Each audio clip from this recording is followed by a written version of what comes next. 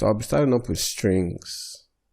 Okay, so let's dive into what strings are. So we said strings are anything we wrap inside single or double quotes. So if let's just set a variable, let me use a const. I can say first name equal to some t. Now I use double quotes for this, which is fine. I can say console log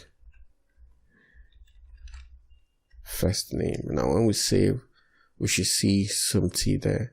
So I used double quotes. Now I can decide to use single quotes. Single quotes still works just fine. I have this word in single quotes and it still works. You can see it in the console. I'm actually going to have another one that says const last name, and I'll call the last name code, and I can actually output these two at the same time using a single line of console log. So just after my first name here, I put a comma and say last name. So it still says something codes. Now in this case, I might be sticking with my double quotes. So this is basically how we use strings. Now there's something else we can do with strings. We can concatenate strings, meaning we could in quote add strings together.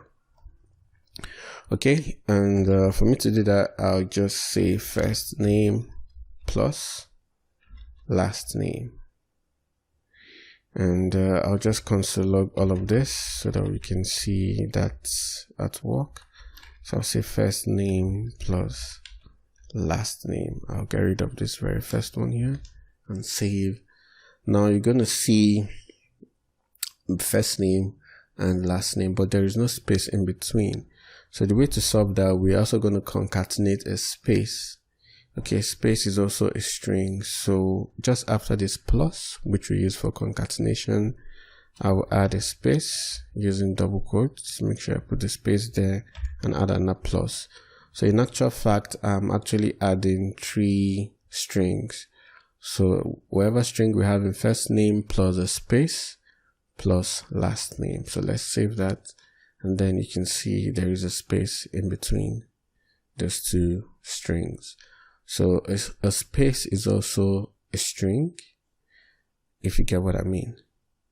Now, another thing I would like to show you is that strings do have properties and they also have methods. Now, before I just go ahead, I like to think of properties as noun and methods as verbs. So methods are like actions. And properties are like, say, okay, what's the name of this thing? What is the color?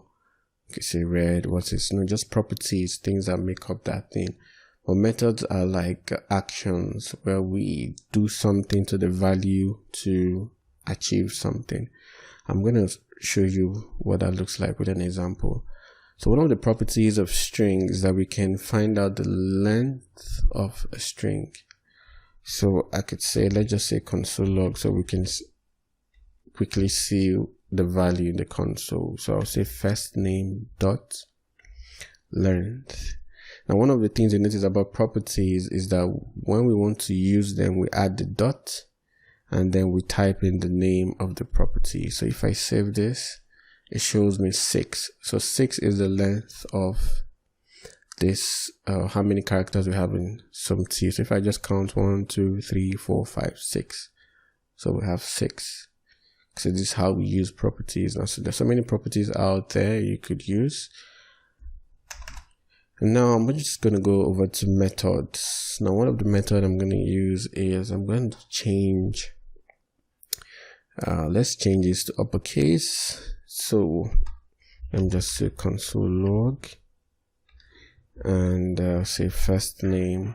Now the similarities between properties and methods is that when you want to use them, you use the dot, but here is different. Let me say to say uppercase. Now when you're using a method, you need to end it with parentheses, because a method is kind of like a function. Okay, you might not know what a function means, but that's fine. So a method and a function can be used interchangeably. We're going to explain what function means later on. But at this level, if you want to use methods, just know that you need to end it with parentheses, like so.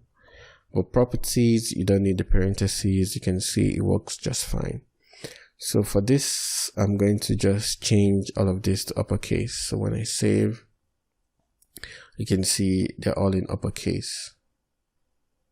So something I would just want to point out now is that methods do not change primitive data types. Now what that means is that this to uppercase has actually made the data to appear in, as the string to appear in uppercase. But if I'm to console log first name, it's still going to be in all small capital letters. So methods do not change primitive data types. They are immutable, okay? But you can change the way the values are being represented, like so.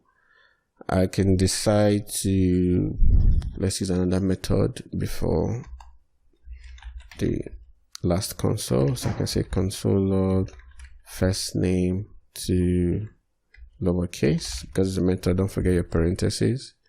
Actually, there's not going to be any difference because it's actually in lowercase. But what I'm going to do is I'm going to add a capital letter S here and a capital letter C here and save. So you can see the one here on line number 12 gives us all caps. This gives us all small letters, but the original value still remains. The original value is still some T with a capital letter S. So I've gotten rid of everything I have here. Let me just save again. So our console is blank. And let's just say, let's say email equal to somethingcodes@gmail.com. And the first method I'm going to use, let's get the index. Let's say let result equal to email dot. Remember, we're adding a method, so we use dot. Let's say last index of, let's pass in the letter, how many? Let's pass in letter E. Now we have two E's in this email, so I'm going to just console log result so we can see what that's going to give us. So that gives us number 9, and if we're to check now, because we're counting, we're going to start counting from number 0. So 0, 1, 2, 3, 4, 5, 6, 7, 8, 9.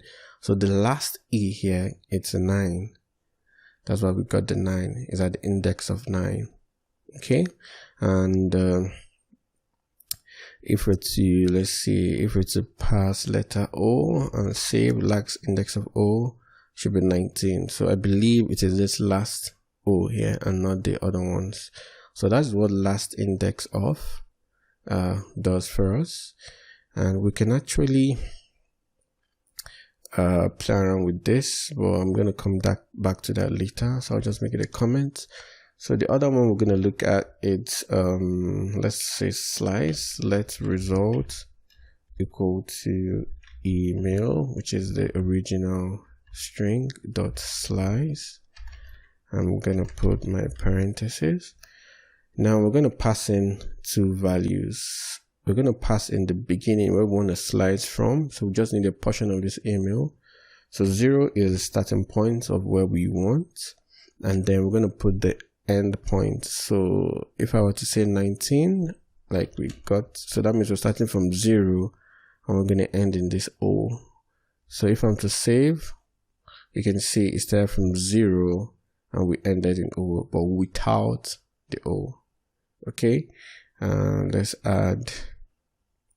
Now if we want to include that O, then we have to just add one here. So we have that O right there. Okay, so what we're going to do is, let's just play around with these two methods we have learned so far.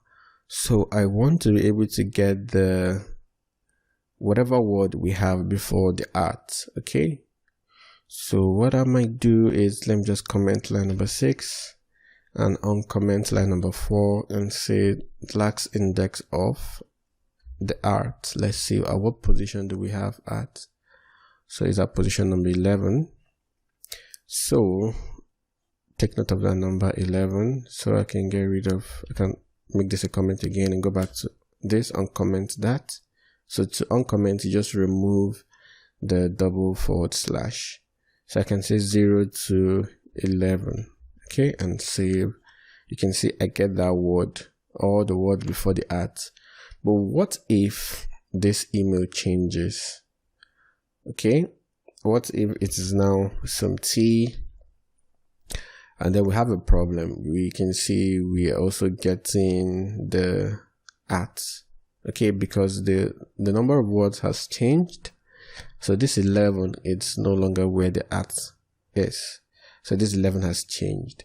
So for us to be able to, dynamically change this number, we can just take this line of code. Remember, this is going to give us wherever the at is. We can copy this and replace this 11 with it.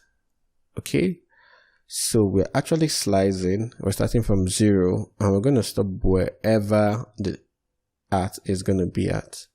So save, and voila, we get that word.